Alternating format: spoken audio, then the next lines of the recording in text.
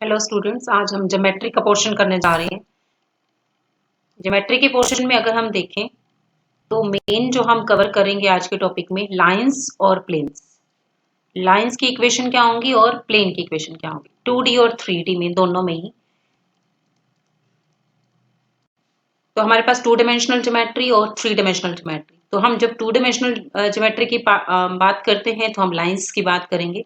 तो फर्स्टली हम जब इक्वेशन निकालने जा रहे हैं टू डिमेंशन प्लेन में किसी लाइन की, तो एक पॉइंट जिसमें से लाइन पास कर रही है वो पता होगा। अगर हमारे पास एक पॉइंट पता है तो हम बहुत सारी लाइन ड्रॉ कर सकते हैं उस पॉइंट से पास करती हुई। काफी सारी लाइन होंगी जो उस पॉइंट से पास करिए, जैसे ये सारी लाइन है। तो इसका मतलब अगर सिर्फ एक पॉइंट गिवन हो तो हम लाइन नहीं बना सकते, क्योंकि infinitely many lines passes through that point. लेकिन इसका मतलब जब हमें एक पर्टिकुलर लाइन चाहिए जो इस पॉइंट से पास कर रही है, तो हमें एक डायरेक्शन भी पता होनी चाहिए। तो डायरेक्शन का मतलब ही, उसका मतलब पॉइंट चाहिए, और जो डायरेक्शन बता रहा है दैट मीन स्लोप चाहिए उसकी। डायरेक्शन जो पता चलेगी स्लोप से पता चलेगी, कितना इंक्लिनेशन है। स्लोप मीन्स कितना इंक्लिनेशन है उसका। इंक्लिनेशन मीन्स जो हम बात कर रहे हैं इंक्लिनेशन विद एक्स एक्सिस और इंक्लिनेशन विद वाई एक्सिस। तो स्लोप जनरली हम जो डिफाइन करते हैं वो इंक्लिनेशन विद एक्स एक्सिस के साथ टेंजेंट जो एंगल आता है वो लाइन जितना एंगल बना रही है एक्स एक्सिस के साथ, जैसे ये है। तो अगर हम इस लाइन की बात करें तो एक्स एक्सिस के साथ ये लाइन जितना एंगल बना रही है positive direction of x axis के साथ जितना एंगल बना रही है, तो that is called slope. Tangent theta हमारे पास जिसको हम कहते हैं कि स्लोप आ रही है।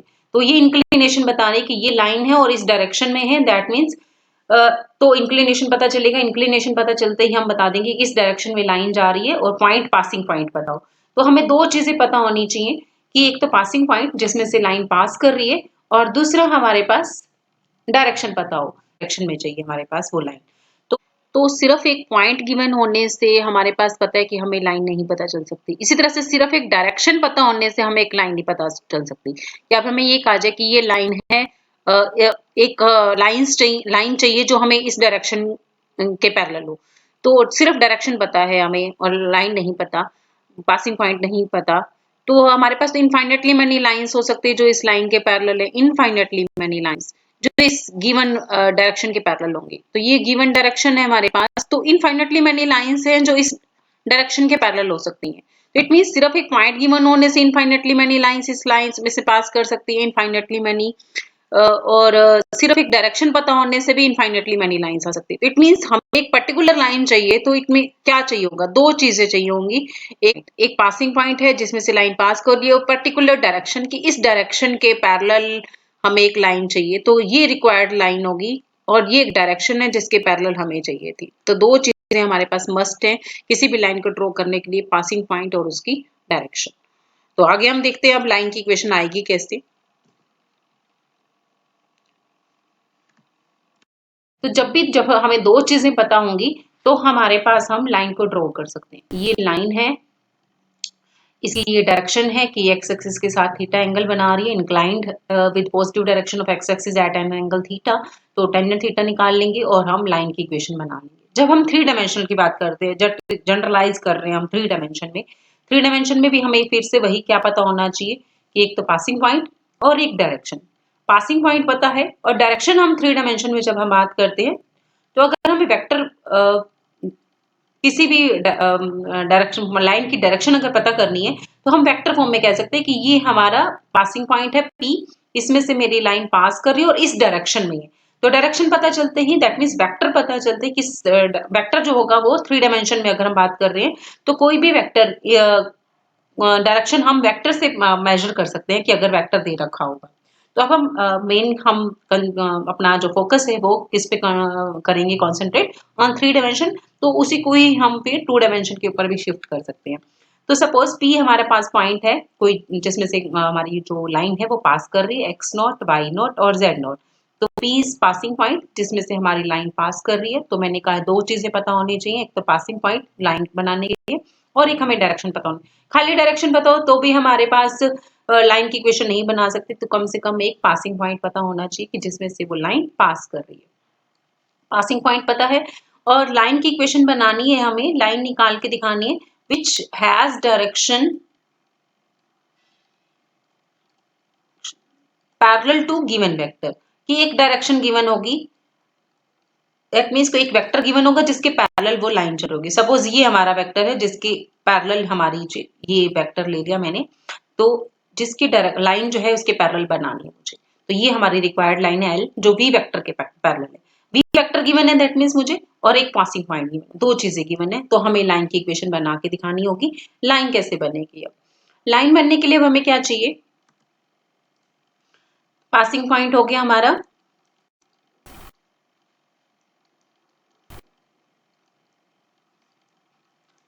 P, x naught, y naught, z naught, and a vector direction given है, direction of line which is parallel to vector v। कि लाइन जो है वो v वेक्टर के पैरेलल है। सपोज v वेक्टर के जो कंपोनेंट है वो हमने मान ली a b c, a i cap, b j cap और c k कैप। तो ये दो चीजें गिवन है, पासिंग पॉइंट और vector v which has components a b c। तो a b c उसके कंपोनेंट्स। अब हमें क्या करना है?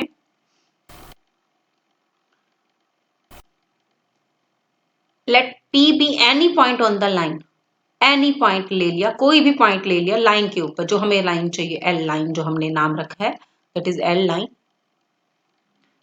एक्स एक्सिस, ये वाई एक्सिस और ये जेड एक्सिस, ये हमारी लाइन एल है जो पास कर रही है किसमें से? हमारा गिवन पॉइंट पी से। पी नोट नाम रख लेते हैं, suppose X naught, Y naught, Z naught, जो हमारा गिवन पॉइंट है उसका नाम पी नोट रख लेते हैं। पी इज आर्बिट्ररी पॉइंट ले लिया हमने, arbitrary having the components X Y Z. तो P इज आर्बिट्ररी पॉइंट और गिवन पॉइंट ले लिया हमने P नोट, जो हमें गिवन था कि जिसमें से लाइन जो है पास कर रही है वो x नोट, y नोट और z नोट है। तो अब हमारे पास और V वेक्टर है जिस पैरेलल, जिसकी डायरेक्शन दे रखी थी, जिस डायरेक्शन में हमें लाइन निकालनी है वो V वेक्टर है जिसकी कंपोनेंट है a b c। तो P पॉइंट है हमारे पास लाइन के ऊपर, P x y z is any point on the line and P naught x naught, y naught, z naught is given point on the line। तो vector P naught, अगर हम एक vector बनाएं, this is P naught is parallel to vector V, क्योंकि ये दोनों point किसके ऊपर है? लाइन के ऊपर है। तो P नोट और वेक्टर V जो होगा वो पैरेलल हो जाएंगे हमारे पास। पैरेलल होंगे तो इट मींस, तो क्या हो जाएगा? अगर P नोट हम हमारे पास किसके इक्वल आएगा? That is proportional to V। दो वेक्टर पैरेलल कब होते हैं? जब दोनों के कंपोनेंट्स जो होंगे वो प्रोपोर्शनल आ जाते हैं। तो हमारे पास P नोट वेक्टर के जो कंपोनेंट है, P नोट वेक्टर के जो कंपोनेंट आएंगे, vector P naught has component, position vector क्या आ जाएगा इसका? P नोट का x naught minus x, y note minus Y and z note minus z। ये वेक्टर कंपोनेंट है, position vector of P naught minus position vector of P, that is P naught है हमारे पास, ये आ गया। और P नोट किसके पैरेलल है? वेक्टर V के, that means x minus X, x naught minus x, y note minus Y and z note minus z is parallel to the vector, क्योंकि पैरेलल था, इज प्रोपोर्शनल टू, अब proportional आ जाएगा, is proportional to the component a b C.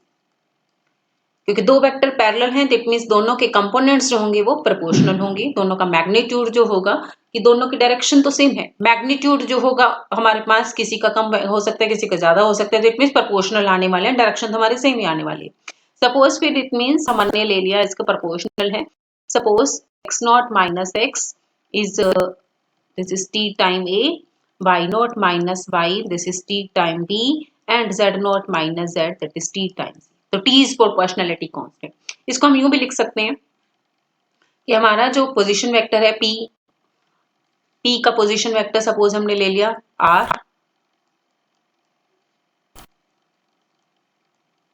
p naught है हमारे पास r naught, that is component x naught, y naught, z naught, p is x y z। तो p naught बनेगा हमारे पास, that is r naught minus r and that is r naught vector form में अगर हम लिखें, that is r naught minus r is proportional to, तो proportionality constant हमने t लिया, दैट इज वेक्टर v। तो प्रोपोर्शनलिटी कांस्टेंट हमारा भी आ गया। तो दिस इज हमारे पास इक्वेशन ऑफ लाइन हो गई है कि p इज एनी पॉइंट, तो r की वैल्यू जो बनेगी that is r is r nought minus t times v. Proportionality constant को अगर हम माइनस टी को ही एक नया नाम पुट कर दें, दैट इज अल्फा ले दो, suppose this is alpha times v, v is minus t. तो हमारे पास क्या हुआ कि हम r इज किसका पोजीशन वेक्टर था, r is any point on the line, कि कोई भी पॉइंट ऑन द लाइन है हमारे पास तो उसका पोजीशन वेक्टर था। तो इट मींस हमारे पास r is any point on the line,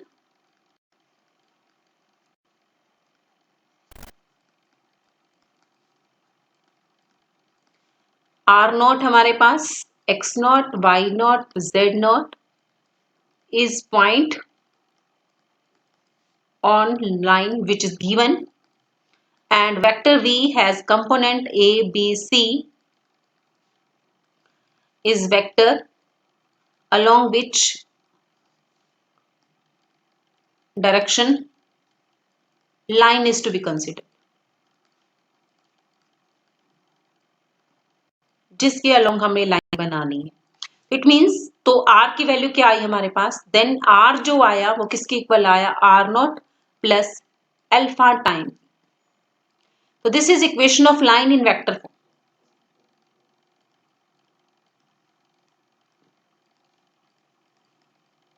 vector form में इक्वेशन ऑफ लाइन बनी। तो हम याद रखेंगे r नॉट गिवन है कि पासिंग पॉइंट गिवन है, वेक्टर v गिवन है जिस डायरेक्शन में हमारे पास डायरेक्शन देने वाला डायरेक्शन वेक्टर कह सकते हो इसको, और पासिंग पॉइंट गिवन है। तो हमारे पास any point on the line is given by, तो लाइन की इक्वेशन बनी r naught plus alpha time v। Alpha change करते जाओगे, different values of alpha gives different points on the line.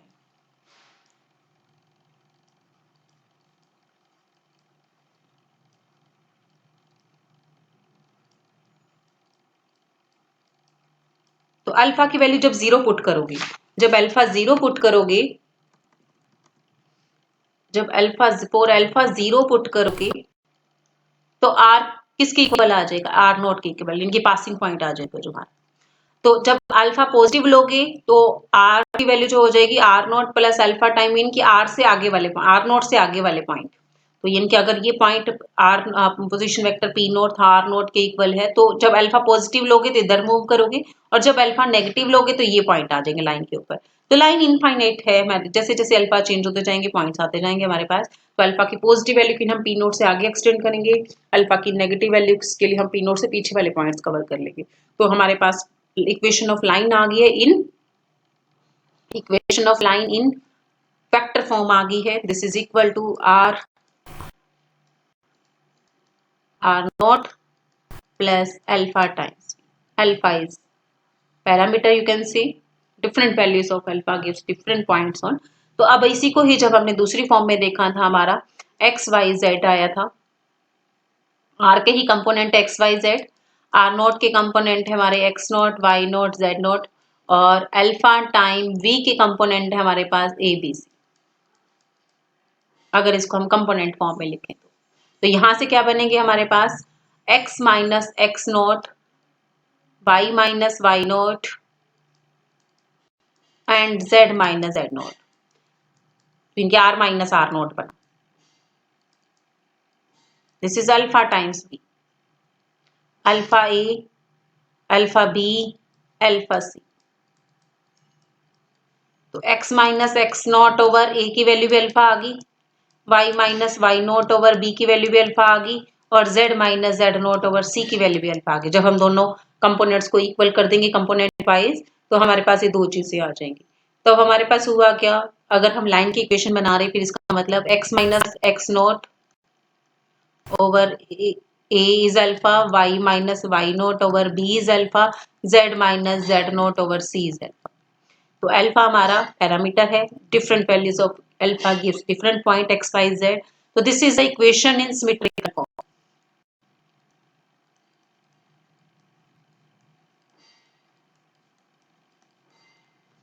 Symmetrical form में equation of x not y not z naught given point है जहां से line हमारी पास कर रही है, पासिंग पॉइंट, और ए बी सी जो है इसको हम, क्योंकि हमारे वेक्टर दे रखा था जिसके पैरेलल हमारी जो लाइन थी वो रिक्वायर्ड थी कि हमने लाइन जो निकालनी है वो इसके पैरेलल है, और वेक्टर के कंपोनेंट दे रखे थे ABC, मींस ये डायरेक्शन बता रही थी, तो इसलिए इसको हम डायरेक्शन रेशियो बोल देते हैं, डायरेक्शन नंबर बोल देते हैं।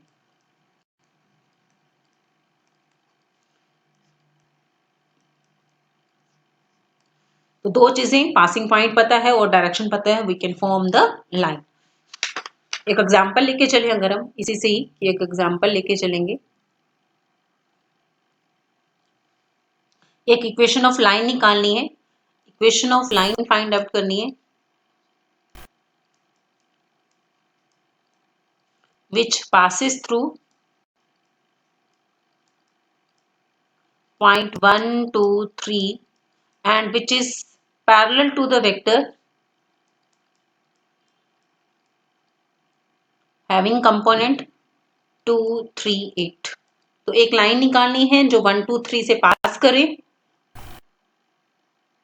और साथ में जो पास डायरेक्शन जिसकी पैरेलल है वेक्टर जिसकी कंपोनेंट है 2 3। तो बनेगा क्या, हमारे पास इक्वेशन ऑफ लाइन बनेगी x माइनस 1/2 डायरेक्शन नंबर है, that means 2 3 8, y minus 2/3, z minus 3/8।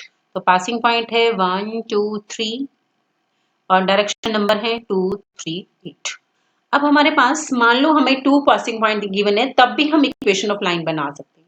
तब कैसे बनाएंगे, अगर दो पासिंग पॉइंट पता है कि एक पासिंग पॉइंट है हमारे पास, ये पासिंग पॉइंट है सपोज पी नॉट, और दूसरा पासिंग पॉइंट है पी वन। पी नॉट के suppose x not y not z nought component है और पी वन के कंपोनेंट है x one y one z. तो भी हमें क्योंकि दो पॉइंट पता है पासिंग पॉइंट, तो we can form a direction कि इस डायरेक्शन में हमें इक्वेशन ऑफ लाइन चाहिए, ये लाइन चाहिए, तो हम we can form a direction if two passing points are given. तो अब डायरेक्शन क्या बनेगी हमारे पास, पी नॉट पी वन की डायरेक्शन बनेगी, this is x one minus x nought component जो आएंगे पी नॉट पी वन के, x one minus x not, y one minus Y nought and z one minus z. तो हमें main direction चाहिए, वो direction हम दो पॉइंट से भी निकाल सकते हैं कि अगर दो पॉइंट्स हमें पता हो तो we can form a vector, जिस डायरेक्शन बना सकते हैं हम जिसके साथ। तो अब इक्वेशन ऑफ लाइन क्या हो जाएगी, इक्वेशन ऑफ लाइन क्या बने अब इस केस में कि पासिंग पॉइंट हमारे पास है x not y not z nought, we can take also x one y one z one, एक पासिंग पॉइंट पता है तो हम ये वाला भी ले सकते हैं और ये वाला भी ले सकते हैं पासिंग पॉइंट कोई भी। तो अगर हम स्टैंडर्ड देखें तो हम generally x y not z nought ही ले लेते हैं, x one minus x not y minus Y nought, this is y one minus Y nought, क्योंकि डायरेक्शन जो है वो अब क्या आ रही है, x one minus x not y one minus Y nought, a b c की जगह x one minus x not y one minus Y nought और z one minus. So this is z minus z naught, z1 minus z. So this is also the equation of line in symmetrical form. The equation of line can be formed if one passing point and direction is given, या फिर दो passing point given हो तो भी हम equation of line को बना सकते हैं। नेक्स्ट अब आ रहा है वेक्टर। तो तीन चीजें हमने देखी कि वेक्टर फॉर्म में हमारा equation of line, symmetrical form में हमारी इक्वेशन ऑफ लाइन,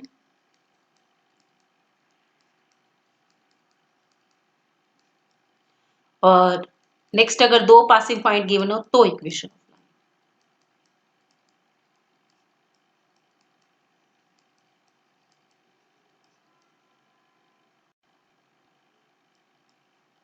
यहाँ y1 माइनस y0।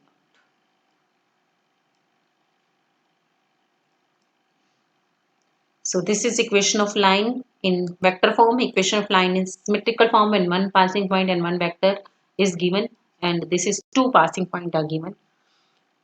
ये हमारी लाइन सेगमेंट की इक्वेशन आ गई है, लाइन की इक्वेशन, ये हमारी लाइन की इक्वेशन आ गई है। लाइन सेगमेंट निकालनी होगी तो अल्फा हमें दे रखा होगा पर्टिकुलर किस इंटरवल में है, तो किस इंटरवल में लाइन निकालनी है तो वो भी हम निकाल सकते हैं। अल्फा की डिफरेंट वैल्यूज हमें डिफरेंट क्या देंगी, पॉइंट्स देंगी लाइन के ऊपर। तो this is the topic of line in vector form. अब मैंने कहा था इसी को ही अगर हम थ्री डायमेंशन को ही हम टू डायमेंशन की तरफ भी आराम से शिफ्ट कर सकते हैं। तो अगर हम मान लो ये है हमारे पास x minus x nought, x one minus x, दो पासिंग पॉइंट गिवन है, y माइनस वाई नॉट और y1 minus Y nought. Two dimension की बात करें, एक्स वाई प्लेन अगर हम ले, तो यहां से अब देखें x minus x nought, x minus x not,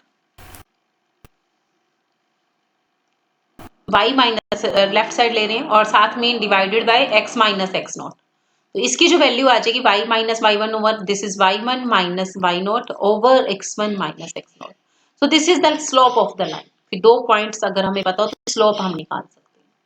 slope of line जो हमें दो पॉइंट्स पता है, this is x nought y nought and this is point two dimension की बात कर रहे हैं हम x1 y1, तो स्लोप का मतलब फिर से वही direction, slope is y1 minus Y nought over x nought 1 minus x nought, फिर से वही डायरेक्शन पता चलती है हमारे पास स्लोप से।